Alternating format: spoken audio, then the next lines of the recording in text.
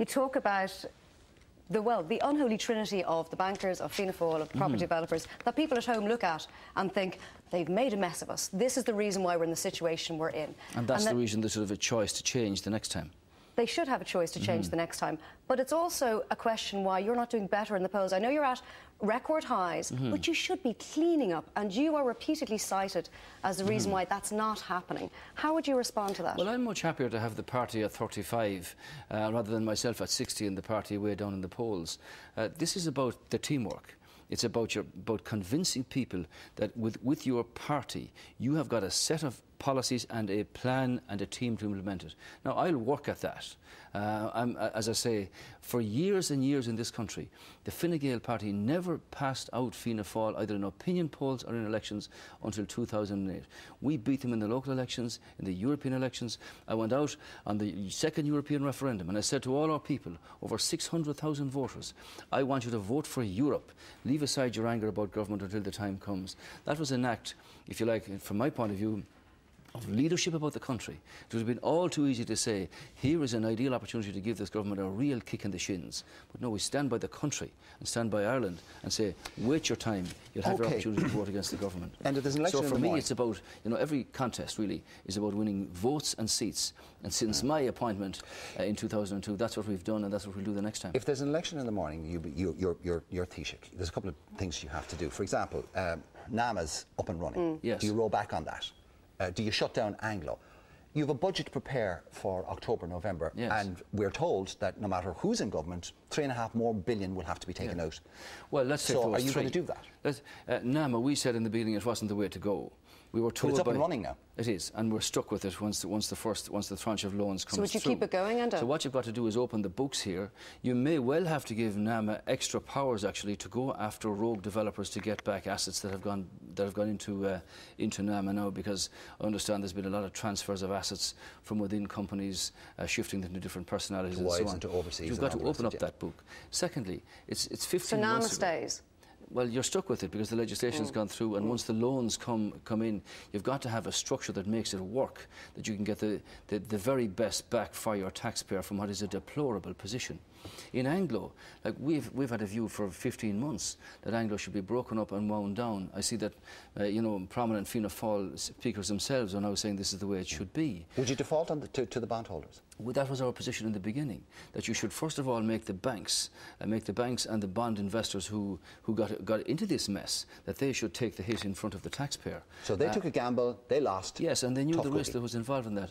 And we were very clear on this in the beginning.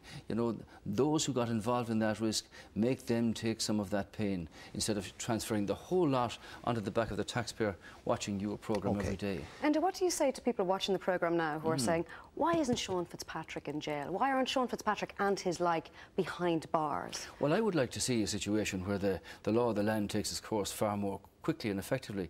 But remember, there was a year in here between this event happening and all of these things coming to light, and the first moves from the Director of Corporate Enforcement and the Fraud Squad. Now, I don't want to interfere with their job. They've got a really important job to do here.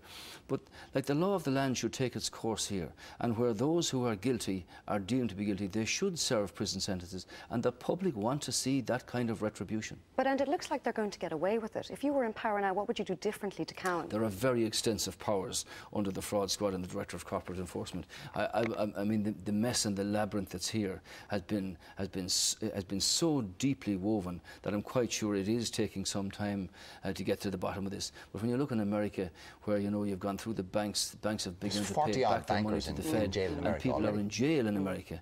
But then the American legal system is very different than ours. But I want to see a situation where those who are guilty of that kind of gross offence serve prison sentences. Well, I mean, we had the chief executive of the biggest bank in the country, Eugene Sheehy, telling us 2 weeks before he went on bended knee to the minister, looking to be bailed out, that the bank's capitalisation, not at all, we won't need it. So either he didn't know what was going on in his bank, or he lied to all of us. Now, well, is that not the point that Mr. Sheehy made was that he, over his body, would they accept any capitalisation from the taxpayer? But the point you make, Mark, is very valid, because the Bank of Ireland and AIB and Anglo thumbed their noses at the government. The government did not want insiders appointed to Bank of Ireland. That's what happened. The government did or not AIB, want an insider appointed to AIB, and that's what happened. Anglo began to pay some of their staff extra wages, and then you had Michael Fingleton with the INBS. $2.5 billion losses last year, more than all the profits put together since that building society was founded. And walk away with a 27 million personal pension. Well, whatever about the banks, people knew about INBS for donkey's years because there were annual reports. People like Brendan Burgess have been given out about INBS for 15 years. Nobody paid any attention. Yes, and you had the transfer of money from Anglo to other institutions that was covered up for so many years. And can I bring it back to you? So that's all got to be sorted out. Can I bring it back to you for a moment? That's why you have to have really effective regulation and oversight. When it comes to leadership and it comes to people questioning your ability to lead Fianna Fáil to win the next election. Fine Gael. Sorry, Fianna no intention of apologies, Freudian slip. Fine Gael. When you go home at the end of the day, say you've had a really, really crap day and you're at home, do you ever look in the mirror and think, geez, maybe they're right, maybe I'm not the man for it? No, sometimes you say, well, what am I in this for? And the answer is always very clear, because you look back at yourself and say, I'm in this to give the people the opportunity to exercise their franchise and change the government. Because the next election will create a wave of excitement and a release of social pressure, which would be very good for democracy in this country. But you wouldn't be human if you didn't experience self-doubt, Enda. You must doubt yourself sometimes. You have to have a very strong self-belief. I mean, to be honest with you, I couldn't do this job if I didn't have a wife and family who understand what politics is all about. Because you are gone 7 days a week practically.